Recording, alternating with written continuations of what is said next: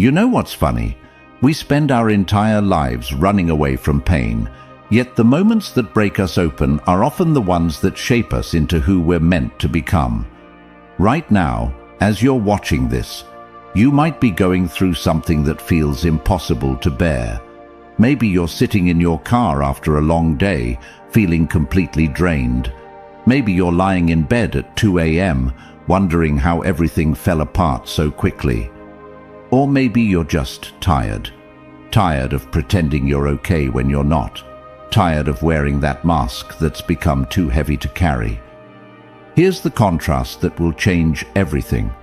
While most people see their darkest moments as evidence that life is against them, the ancient Stoics understood something profound.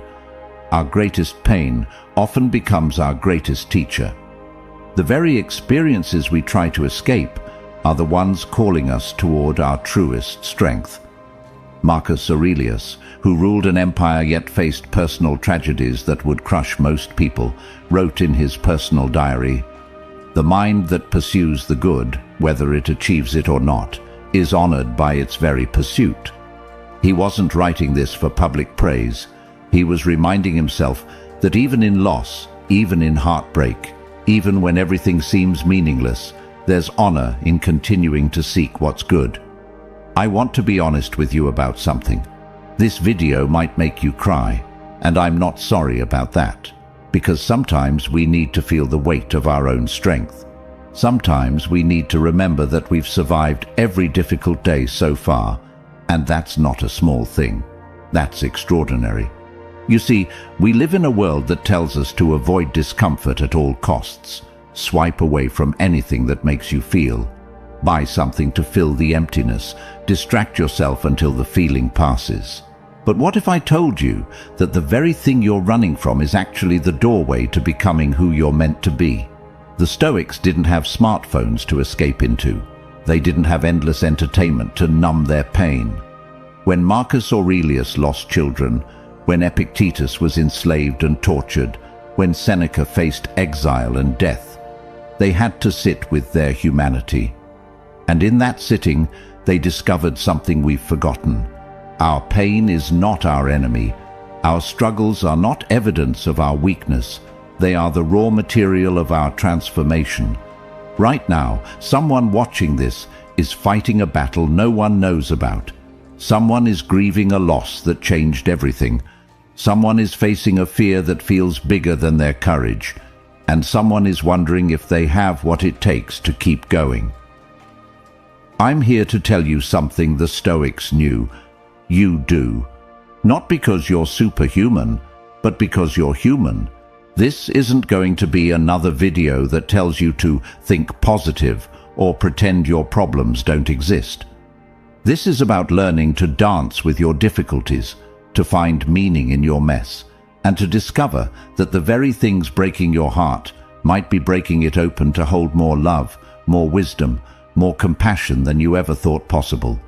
So, here's what I need you to do right now.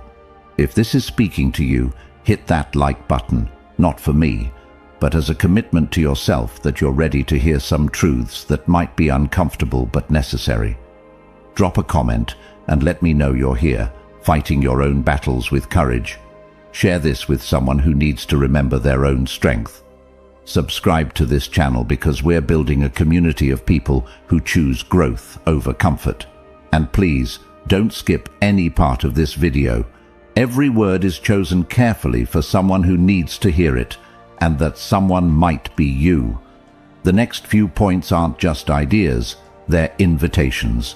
Invitations to see your life differently, to find strength you didn't know you had, and to understand that your sensitivity, your struggles, your very human heart, these aren't weaknesses to overcome. They're superpowers waiting to be claimed. Let us know you're here by commenting this affirmation and standing strong. My pain is becoming my power. Number 1. The gift hidden in your worst day. Let me tell you about the day that changed everything for me, and maybe it'll help you understand why your worst day might actually be your greatest gift. It was a Tuesday. Isn't it always a Tuesday when life decides to teach us something we weren't ready to learn?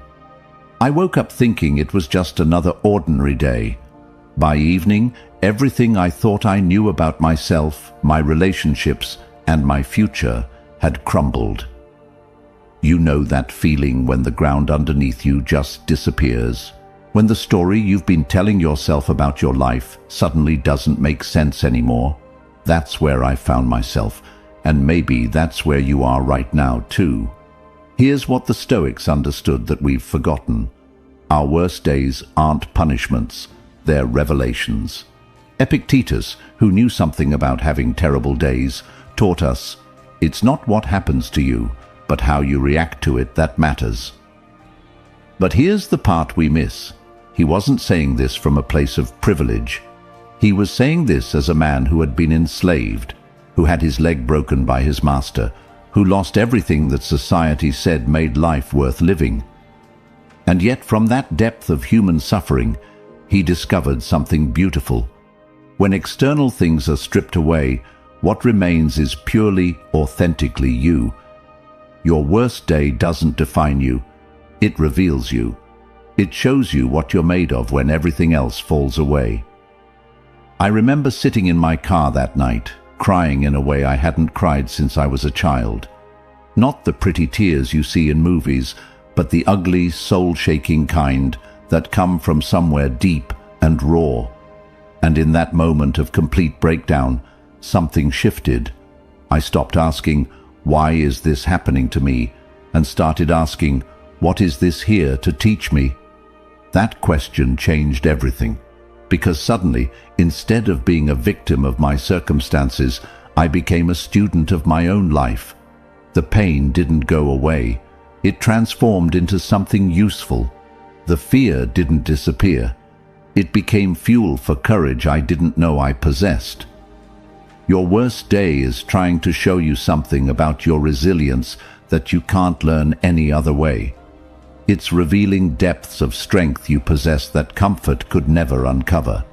It's teaching you that you're not as fragile as you thought, not as powerless as you feared, and certainly not as alone as you sometimes feel.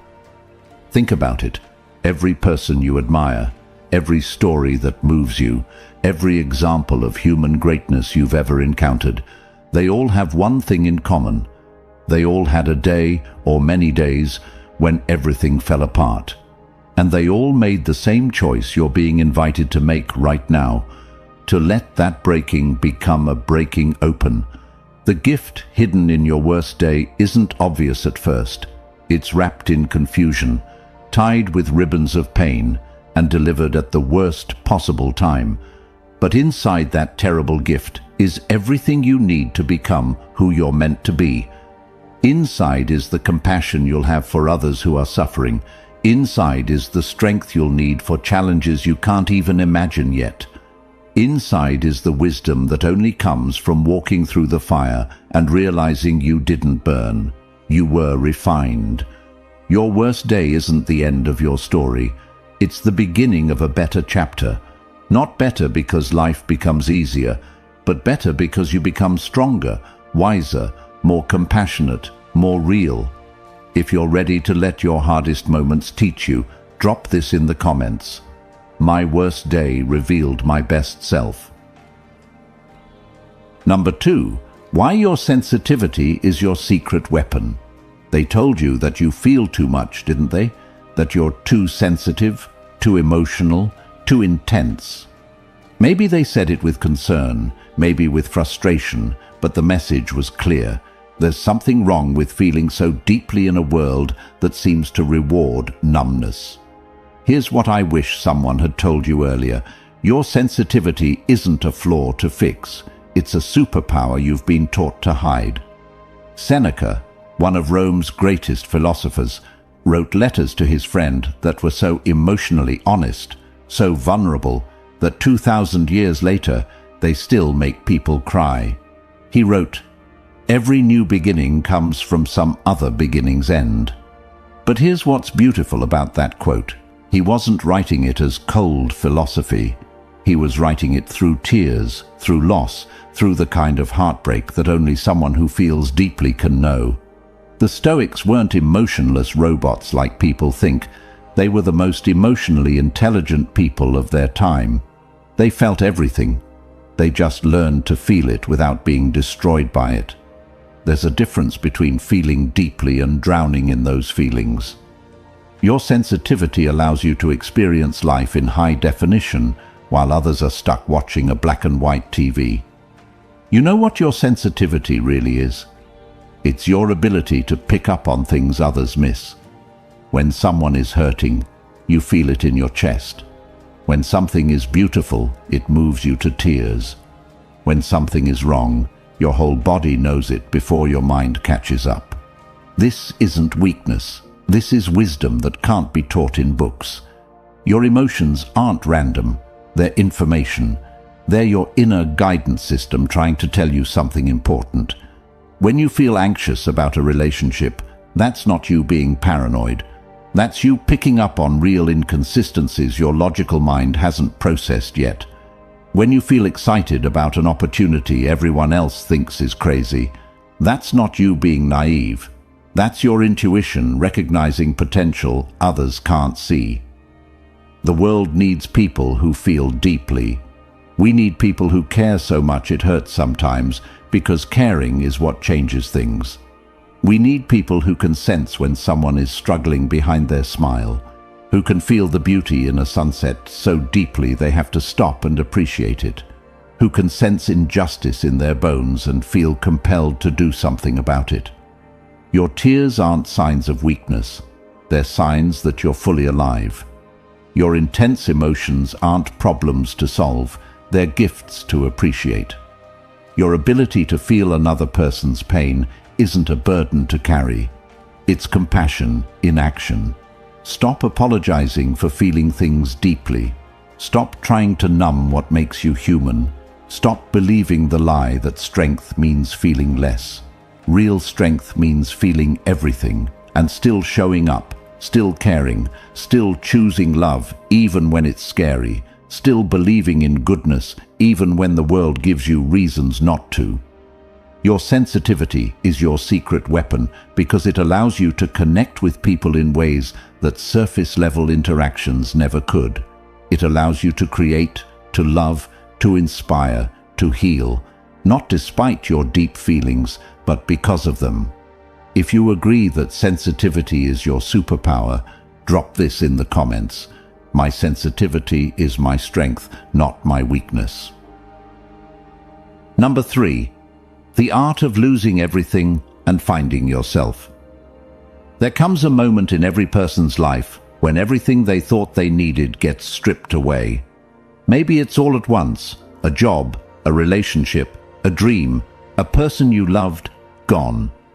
Or maybe it happens slowly, like watching your old life dissolve piece by piece until you wake up one day and barely recognize yourself or your circumstances. I want to talk to you about that moment, because if you haven't had it yet, you will. And if you're in it right now, I want you to know something. You're not falling apart, you're falling into place. Marcus Aurelius understood this better than most. He wrote, "Loss is nothing else but change, and change is nature's delight." Easy words to read, harder words to live. But he wrote them as a man who lost children, who watched his empire crumble, who faced betrayals that would break most hearts. He wrote them because he discovered something profound in his losses. When everything external is taken away, what remains is unshakably yours. There's something terrible and beautiful about losing everything you thought defined you. It's terrible because it hurts in ways you didn't know were possible. It's beautiful because it forces you to meet who you really are underneath all the titles, roles, possessions, and relationships that were never truly you anyway. You remember the day you lost what you thought was your entire identity. The career you had built for years, the relationship you believed would last forever, the future you planned so carefully. All of it vanished in what felt like minutes. You sat in an empty apartment surrounded by boxes, feeling like a stranger in your own life. But here's what nobody tells you about rock bottom. It's solid. You can build on it. When you have nothing left to lose, you have everything to gain. When all your old strategies stop working, you're forced to discover new ones. When your old identity crumbles, you get to choose who you become next. The art of losing everything isn't about learning to let go gracefully, though that comes with time. It's about learning to see loss as liberation. Every ending is clearing space for a beginning. Every door that closes is redirecting you toward a door that's meant for you. Every person who leaves is making room for the people who are supposed to stay. Your losses are not punishments for something you did wrong. They're not evidence that you're not good enough, smart enough, or worthy enough. They're course corrections from a universe that knows better than you do what you actually need. They're invitations to stop trying to control outcomes and start trusting the process. Think about a tree in winter. It looks dead, doesn't it? Bare branches reaching toward a gray sky, no leaves, no visible signs of life. But underneath the surface, in the roots, in the core, life is happening. The tree is gathering strength for spring. It's not dying. It's preparing for rebirth. That's you right now if you're in a season of loss. You might feel empty, bare, broken, but underneath the surface, in places you can't see, you're gathering strength for your next season. You're developing roots that will be deeper than anything you had before. You're preparing for a version of yourself that you can't even imagine yet. The art of losing everything is really the art of finding yourself. Not the self you thought you were supposed to be, but the self you actually are. Not the self that needs external validation to feel worthy, but the self that knows its worth comes from within. Not the self that breaks when circumstances change, but the self that bends and grows stronger. Number 4, the beautiful truth about your broken dreams. Right now, someone watching this is mourning a dream that didn't come true. Maybe it was the business that failed, the relationship that ended, the career that never took off, the life you planned that got derailed by circumstances beyond your control. You're sitting there wondering if you're a failure, if you should have tried harder, if you're destined to always fall short of what you really want. Let me tell you something that might sound crazy at first. Your broken dreams aren't failures. They're redirections towards something better than you could have imagined. Epictetus taught us something revolutionary. Don't demand that things happen as you wish. Instead, wish that they happen as they do happen. But he wasn't teaching passive acceptance. He was teaching us that our attachment to specific outcomes often blinds us to better possibilities that are trying to unfold. Imagine someone who spends 3 years chasing a dream that consumes every waking moment. They sacrifice relationships, health, sleep and joy, everything, for one vision of success. But then that dream suddenly crumbles, and in the aftermath, it feels like they've wasted the best years of their life on something that was never meant to be. They feel angry at the universe, at themselves, and at everyone else who seems to be living their dreams while theirs lies in ruins. But here's what they couldn't see in the middle of that heartbreak. That broken dream was actually breaking them open. It was clearing the way to discover new dreams they never even knew existed. The skills they developed while pursuing that path became the foundation for something completely different and far more fulfilling. The connections they made, the person they became, the resilience they built, none of it was wasted. It was all preparation for a life they couldn't have planned, but one that was perfect for who they were becoming. Your broken dreams aren't evidence that you're not good enough. They're evidence that you're being called towards something that aligns with who you really are, not who you thought you should be. Sometimes we have to lose the dreams that were never truly ours to make space for the ones that are.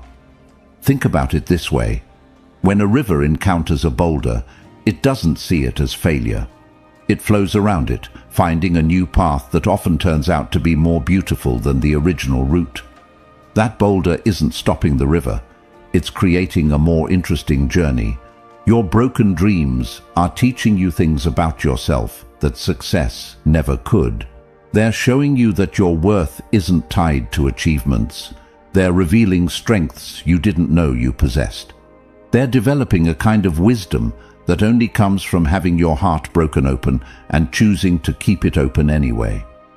Maybe the relationship that ended was protecting you from settling for less than the love you deserve. Maybe the job you didn't get was steering you toward work that actually feeds your soul. Maybe the dream that felt so important was actually too small for the person you're becoming. I'm not saying it doesn't hurt.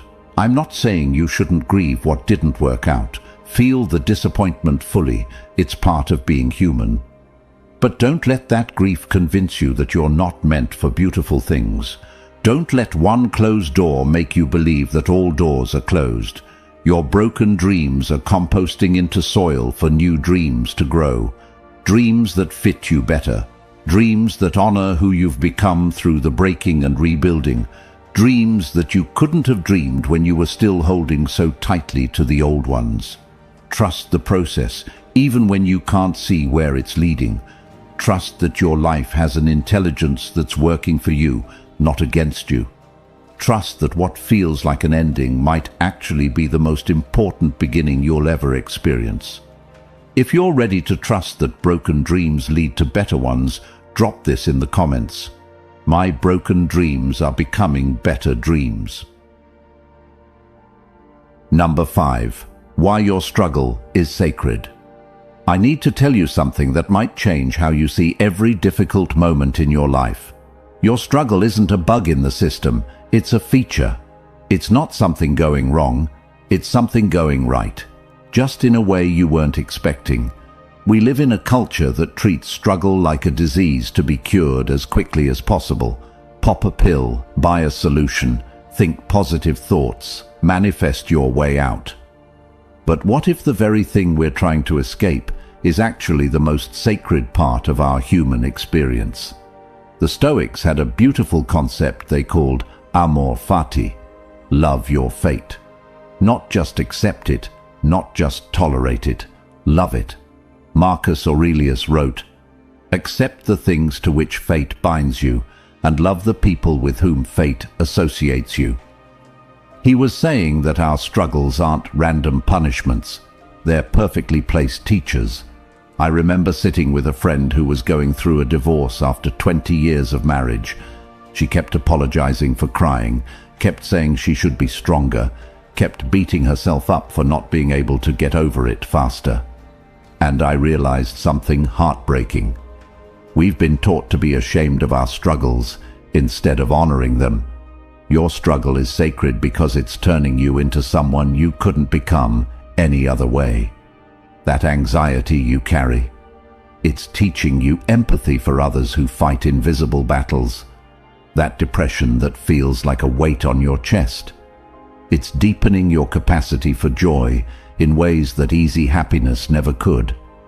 That loss that broke your heart, it's breaking it open to hold more love than you thought possible. Every person who has ever made a real difference in this world, every teacher, healer, artist, leader, innovator, they all have one thing in common. They all struggled. They all faced moments when they wanted to quit.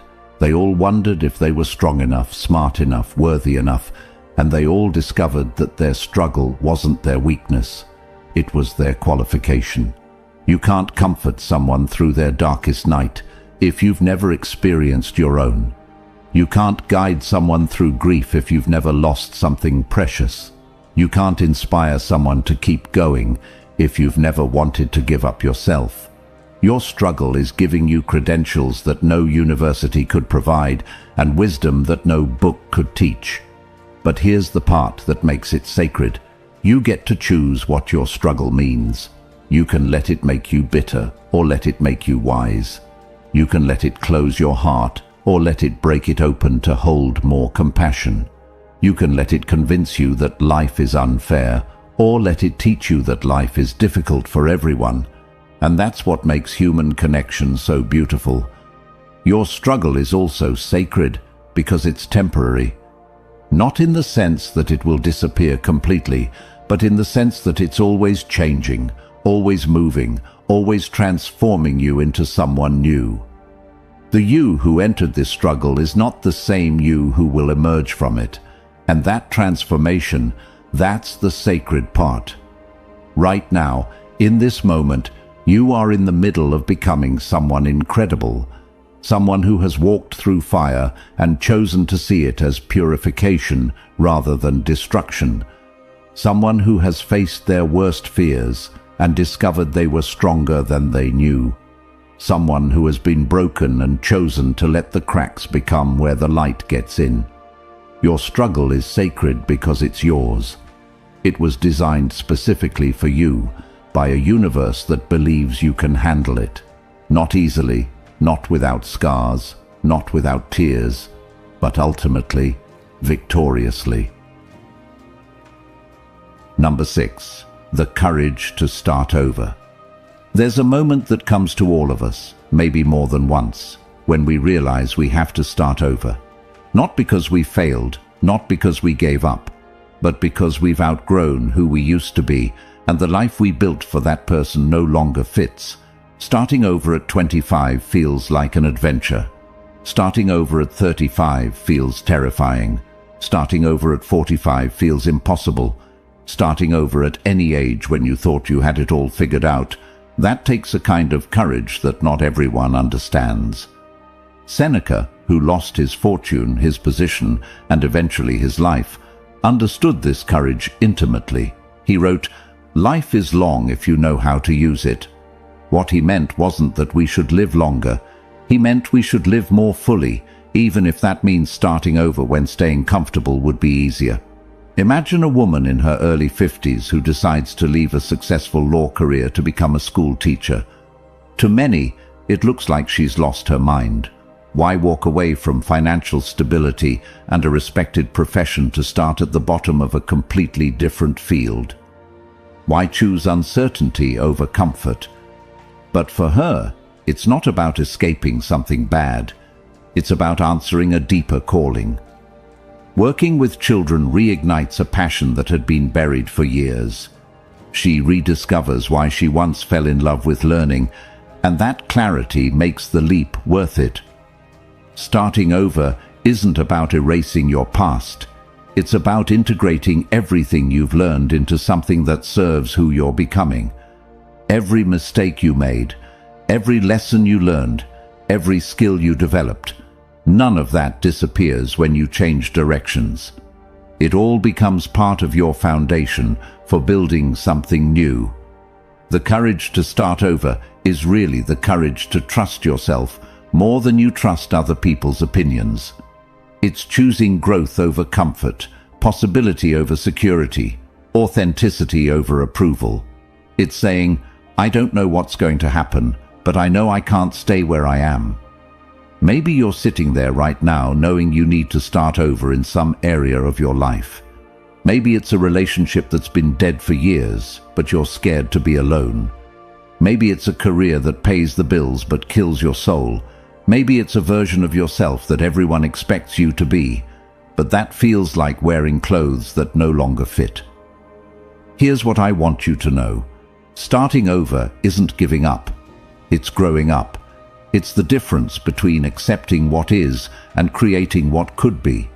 It's the difference between surviving your life and actually living it. The world needs people who have the courage to start over because you show the rest of us that it's possible. You prove that we're not stuck with our first choices, our past mistakes, or other people's expectations of who we should be. You demonstrate that life is a series of beginnings, not just one long middle with a disappointing end. Starting over means you get to take everything beautiful from your past and leave behind what no longer serves you. You get to keep the wisdom and release the regret. You get to honor who you were while embracing who you're becoming. Yes, it's scary. Yes, people might not understand. Yes, you might fail or struggle or wonder if you made the right choice. But here's what's scarier: getting to the end of your life and realizing you never had the courage to begin the life you actually wanted to live. Your future self is counting on your present self to be brave enough to start over, to choose possibility over predictability, to trust that you're strong enough to build something beautiful, even if you have to start with just your bare hands and an open heart. If you've made it this far, something inside you knows that this message was meant for you. Not because your life is harder than anyone else's, but because you're ready to see your struggles differently. You're ready to stop running from your pain and start learning from it. You're ready to stop apologizing for feeling deeply and start using that sensitivity as a superpower. Here's what the Stoics knew that we forget. We are not victims of our circumstances. We are students of our own lives. Every difficulty is a curriculum designed specifically for us. Every loss is making space for something better. Every ending is really a beginning in disguise. The tears you've cried while watching this video aren't signs of weakness. They're signs of recognition. Your soul recognizing its own strength, your heart remembering its own resilience, your spirit awakening to its own power. You came into this world with everything you need to handle whatever comes your way. Not easily, not without scars, not without moments when you want to give up, but ultimately, successfully. Your struggles are not evidence that something is wrong with you. They're evidence that you're alive, that you care, that you're growing into someone extraordinary. As Epictetus said, you are an actor in a play, which is as the author wants it to be. Your role might involve struggle, heartbreak, starting over, feeling too deeply, losing things you love. But it's your role, and you're the only one who can play it. The world needs what you have. It needs your sensitivity, your struggles, your story of falling apart and putting yourself back together. It needs proof that people can survive their worst days and still choose to love, to hope, to believe in beauty. So, here's what I want you to do right now. If this video moved something in you, hit that like button as a promise to yourself that you're going to stop seeing your struggles as problems and start seeing them as preparation. Drop a comment and tell someone else who needs to hear this that they're not alone. Share this with someone whose heart needs these words. And subscribe to this channel because we're building a community of people who choose to see their difficulties as doorways to becoming who they're meant to be. Remember, you're not broken, you're breaking open, and that makes all the difference. If you feel this truth deep in your heart, write this in the comments as a promise to yourself. I am not broken, I am breaking open.